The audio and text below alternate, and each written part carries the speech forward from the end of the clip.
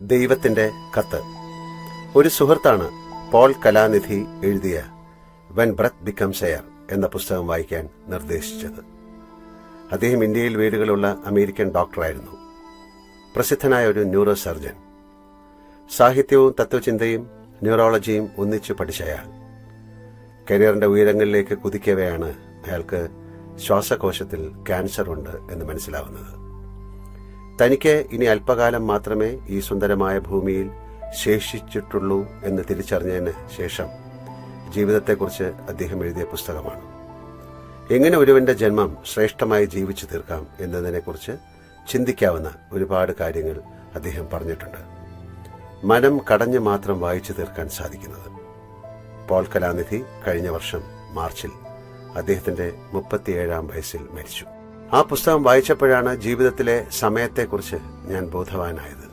എത്ര കുറച്ച് സമയം മാത്രമേ നമുക്ക് ദൈവം ഇവിടെ തന്നിട്ടുള്ളൂ. അതാലോചിക്കുമ്പോൾ സങ്കടം വരും. സാധാരണ ഇത്തരം സന്ദർഭങ്ങളിൽ ഞാൻ ചെയ്യാറുള്ളത് പോലെ ഇത്തവണയും ദൈവത്തിനൊരു കത്തെഴുതി. പതിവ് പോലെ കൃത്യമായ മറുപടി വന്നു. അദ്ദേഹം എഴുതിയ മറുപടി ഞാനിവിടെ പകർത്തുന്നു. ലാലു, നിന്റെ കത്ത് കിട്ടി. എനിക്ക് നിങ്ങളുടെ പോലെ തിരക്കൊന്നുമില്ലാത്തതുകൊണ്ട് കൃത്യമായി മറുപടി എഴുതാമെന്ന് കരുതി. മരണം മുന്നിലെത്തിയ ഒരാൾ എഴുതിയ പുസ്തകം വായിച്ച് തകർന്നപ്പോഴാണ് ഇത്തവണ നിനക്ക് എഴുതാൻ തോന്നിയത്. അതിൽ തെറ്റില്ല.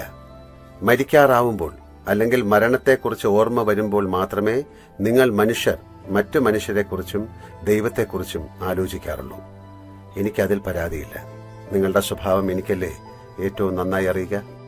നിങ്ങൾക്ക് ഭൂമിയിൽ ജീവിക്കാൻ ഞാൻ അനുവദിച്ച സമയത്തെക്കുറിച്ചാണ് ഇത്തവണ നിന്റെ ആകുലതയും പരാതിയും.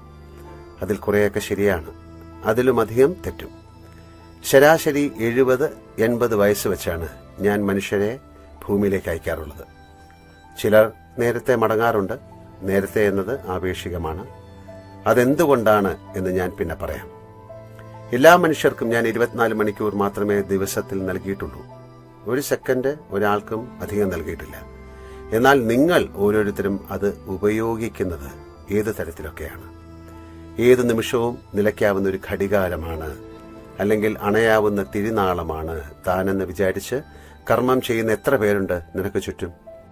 ജനാധിപത്യപരമായി ഞാൻ അനുവദിച്ചു തന്ന സമയം നിങ്ങൾ എത്രമാത്രം നല്ല കാര്യങ്ങൾക്ക് ഉപയോഗിക്കുന്നുണ്ട്?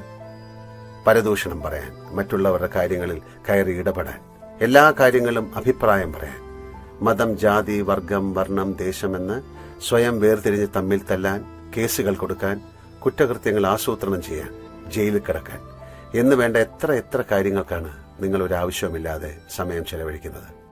നമ്മൾ ആദ്യമായി കണ്ടതൊരു തീവണ്ടി കമ്പാർട്ട്മെന്റിൽ വെച്ചാണ്. ഓർമ്മയുണ്ടല്ലോ? ഞാനിപ്പോഴും തീവണ്ടിയിൽ യാത്ര ചെയ്യാറുണ്ട്. ചുരുങ്ങിയ പക്ഷം കേരളത്തിലെങ്കിലും നിനക്ക് ഇനി അത് സാധിക്കില്ല എന്നെനിക്കറിയാം.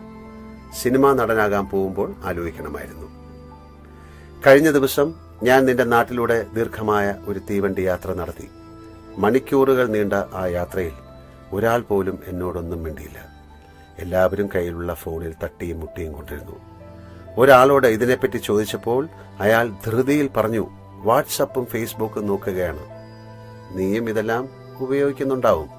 നിങ്ങളുടെ നാട്ടിൽ മുമ്പ് തീവണ്ടി യാത്രയിൽ എന്തെങ്കിലും വായിച്ചിരിക്കുന്നവരെ കണ്ടിരുന്നു. എന്തെങ്കിലും കുശലങ്ങളും തമാശകളും പറയുന്നവരെ കണ്ടിരുന്നു. ഇപ്പോൾ എല്ലാവരും ഫോണിലാണ്, വാട്സപ്പും ഫേസ്ബുക്കും. എന്താണ് ഇതിന്റെ പ്രത്യേകത എന്ന് ഞാൻ ആ ചെറുപ്പക്കാരനോട് ചോദിച്ചു. അപ്പോൾ അയാൾ നെഞ്ചി വിരിച്ചുകൊണ്ട് പറഞ്ഞു, ഇതിലാരെപ്പറ്റിയും എന്തും എഴുതാം, ആരും തടയില്ല. ഇതിലൂടെ കലാപം വരെ ഉണ്ടാക്കാം. എന്തിനാണ് കലാപങ്ങൾ ഉണ്ടാക്കുന്നത് എന്ന് ഞാൻ അയാളോട് ചോദിച്ചപ്പോൾ അയാൾ പറഞ്ഞു, ഇപ്പോ നമ്മുടെ മതത്തെയോ ദൈവത്തെയോ പാർട്ടിയെയോ ആരെങ്കിലും എന്തെങ്കിലും പറഞ്ഞാൽ അപ്പം നമുക്കിത് ഉപയോഗിക്കാം. വെറുതെ ഒരു പോസ്റ്റ് ഇട്ടാൽ മതി, ആളുകൾ കയറി തല്ലിക്കോളും, ചീത്ത വിളിച്ചോളും, അവരുടെ കുടുംബം കുളമാക്കി കൊടുക്കും. ചിരിച്ചുകൊണ്ട് അയാൾ വീണ്ടും ഫോണിലേക്ക് മടങ്ങി. ഒരു ദിവസത്തിന്റെ മിക്ക സമയവും ഇങ്ങനെ ഫോണും നോക്കിയിരുന്ന് ആളുകളെ തെറി പറഞ്ഞിട്ട് മരിക്കാറാവുമ്പോൾ എന്നോട് തന്ന സമയം പോരാ എന്ന് പറയുന്നതിൽ എന്താണ് ന്യായം?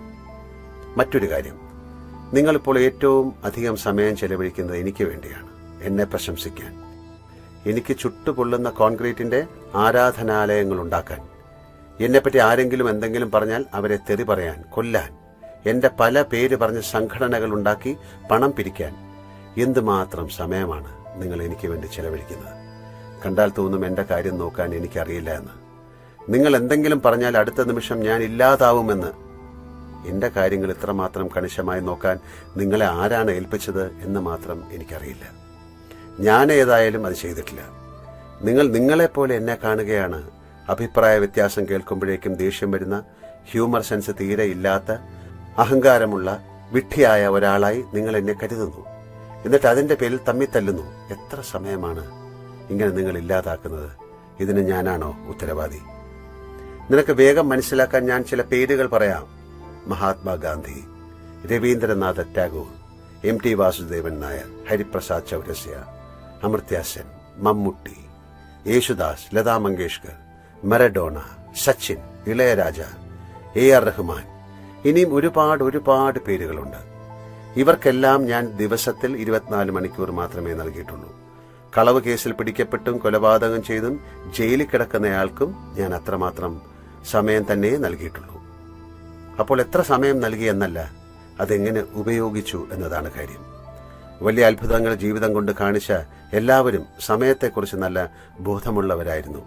ഒരു തുള്ളി പോലും കളയാതെ അവർ അത് ഉപയോഗിച്ചു, അധ്വാനിച്ചു, നല്ല കാര്യങ്ങൾ ചെയ്തു, ഉയരങ്ങളിലേക്ക് പോയി. ആ ബോധമില്ലാത്തവർ, ഞാൻ നേരത്തെ പറഞ്ഞതുപോലെ, സമയത്തെ ഒഴുക്കിക്കളയുന്നു. എന്നിട്ട് അവസാനം പരാതി പറയുന്നു. ലാലു, ജീവിതം എന്നത് ഒരു മരച്ചുവട്ടിലെ മനോഹരമായ മയക്കം മാത്രമാണ്. അത് മനസ്സിലാക്കുക എന്നതാണ് ഏറ്റവും വലിയ കാര്യം. അപ്പോൾ നിങ്ങൾക്കതിന്റെ വിലയും അമൂല്യതയും മനസ്സിലാവും. പിന്നെ ഒരു നിമിഷം പോലും അനാവശ്യമായി കളയില്ല. ചെയ്യുന്നതെന്തും സർഗാത്മകവും നന്മയുള്ളതുമാവും. അങ്ങനെ ആവുമ്പോൾ ഓരോ നിമിഷവും പൂർണ്ണമാവും. അത് മനസ്സിലാക്കി ജീവിക്കുക. ഒരാൾക്ക് മറ്റൊരാളെ ശാരീരികമായും മാനസികമായും ഉപദ്രവിക്കാൻ അവകാശമില്ല. എന്റെ കാര്യങ്ങളിൽ ആകുലരാവാതിരിക്കാൻ എല്ലാവരോടും പറയുക. പ്രപഞ്ചത്തിന്റെ മൊത്തം കാര്യം നോക്കുന്ന എനിക്ക് എന്റെ കാര്യം നോക്കാൻ അറിയില്ല എന്ന് പറഞ്ഞാൽ അല്പം ബുദ്ധിയുള്ളവർ നിങ്ങളെ പരിഹസിക്കും. അതുകൊണ്ട് എന്നെയും ദുഷ്ടചിന്തകളെയും വിട്ട് സ്വന്തം ജീവിതത്തെ നല്ലതാക്കാൻ ശ്രമിക്കുക. തുടർന്നും അദ്ദേഹം കുറെ കാര്യങ്ങൾ എഴുതി. അത് ഇനി ഒരു അവസരത്തിൽ പറയാം. കത്ത് അവസാനിക്കുന്ന വരികളിലെ വാക്കുകൾ എന്തോ വീണ് പടർന്നിരുന്നു. തീർച്ചയായും അദ്ദേഹത്തിന്റെ കണ്ണീറായിരിക്കണം. അദ്ദേഹം കരഞ്ഞത് എന്തുകൊണ്ടാണ് എന്നെനിക്കറിയില്ല. സങ്കടം കൊണ്ടാണോ അതോ ദേഷ്യം കൊണ്ടാണോ?